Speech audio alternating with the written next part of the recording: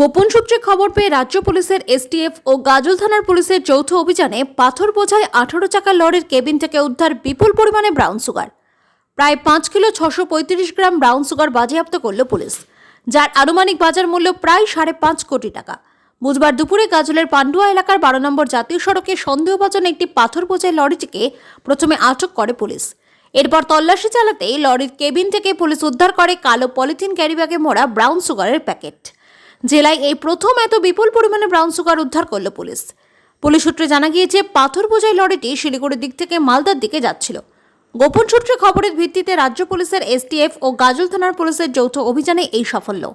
Police এই পাচার চক্রের সঙ্গে যুক্ত মালদার কালিয়াচকের এক যুবককে আটক করেছে।